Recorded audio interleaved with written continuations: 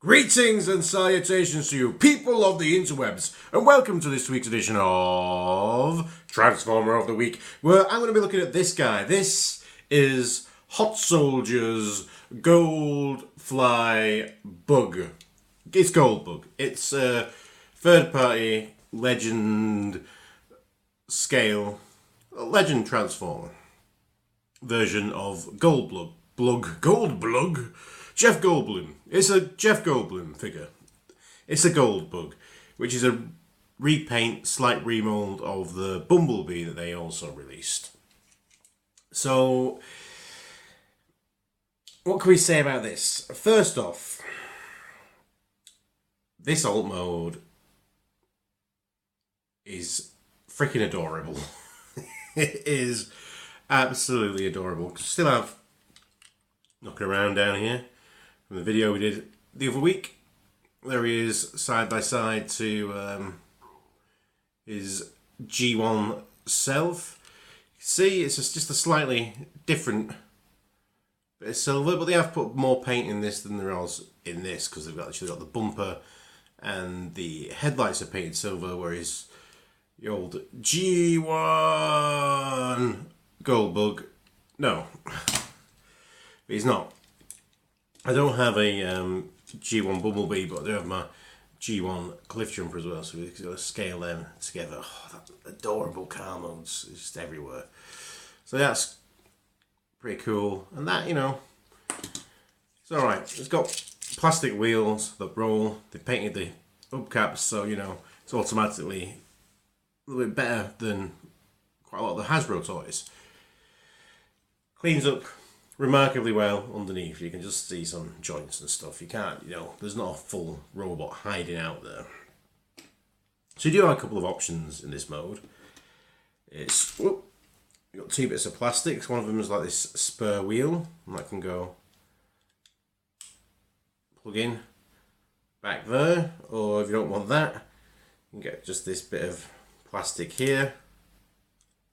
Just kind of just fills in bit of stuff at the back. It does commit the mortal sin of any throttle bot is it doesn't have a throttle, so if you pull it back it doesn't roll, which is always disappointing.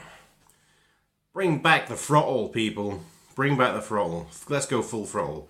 So I do like the little exhaust port there at the back. It's a nice little detail. His windows look nice enough, and it's just a little door handles. It's a cute little alt mode. It really is. That is. It's a mini. It's just a little car. It's brilliant. Little Beetle. But it is a transformer, and it does transform. So very simple. Kind of just get these here. Pull that out. Pull those out. Then you've got some legs. And if we get back here, we pull that out. We pull that out. And if we get that there, bring his head up and close that, and then just swing these arms around, and there we have a Goldbug. There's Goldbug in his robot mode. So when I've seen pictures of this, I didn't really like the proportions. It's quite big. It's got a bit of a portly belly, like some of us do, but it didn't really, for me, suit a Bumblebee. But for Goldbug, it totally works. I think it totally works. I really like that kind of just a little, being a little bit chunky. So yeah, and it does look remarkably like, you know, those G1 type of toys, or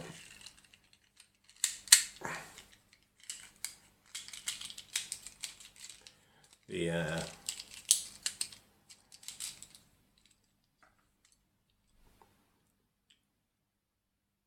throttle. You can see, you know, where they've kind of gone for the head sculpt, but obviously this is more based on the animation and comic book appearances than the actual toy version.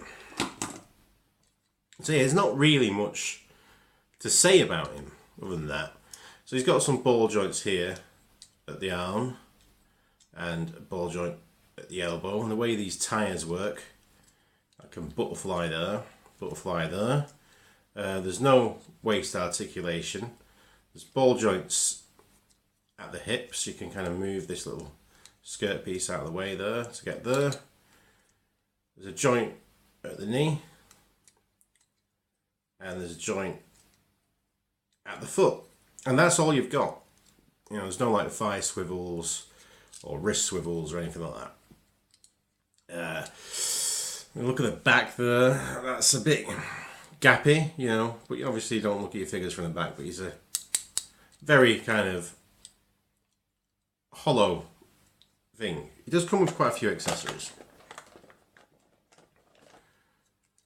You can have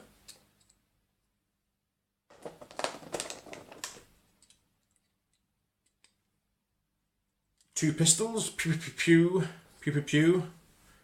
If you wanted to give him a more G2 Bumblebee thing, you could swap his head out so he does come with a nice chunky Bumblebee face.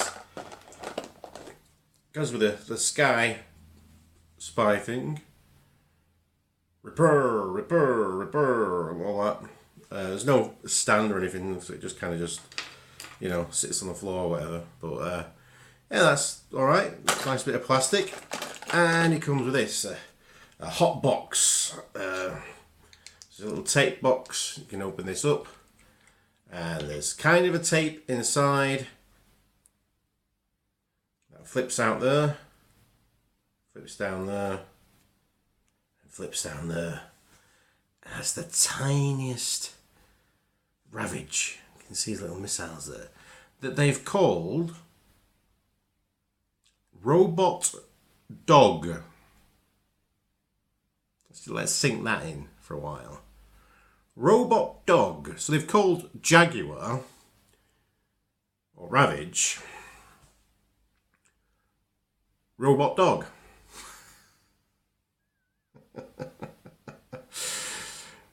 But no, he's got a nice little feline face there, and you know, this little arm, little legs. They don't really move that much. It's got the little rockets there represented. So it's a nice little abstract, tiny little representation of Ravage. So that's cool. But yeah, other than that, I don't think the plastic feels the greatest. It feels a little bit like it could snap, but you know, it is what it is. It's a kind of, you know, lowish budget for a third party figure. You know, it's almost the same price as what you pay for a, you know, Hasbro Legend class figure. I don't think the plastic quite feels as robust as your Hasbro plastic, and the transformation isn't quite as complex as some of these guys.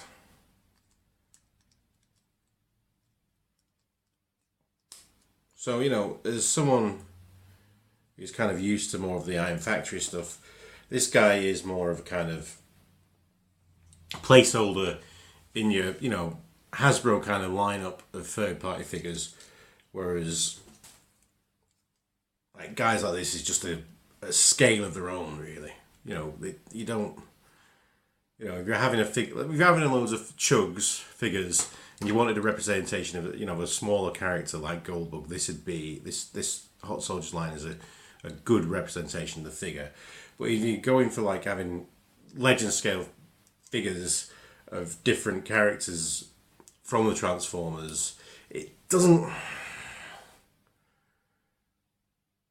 hold up to this. It's not like, because I wanted to check these out because, you know, they are, you know, significantly cheaper than, you know, figures like Iron Factory and DX9.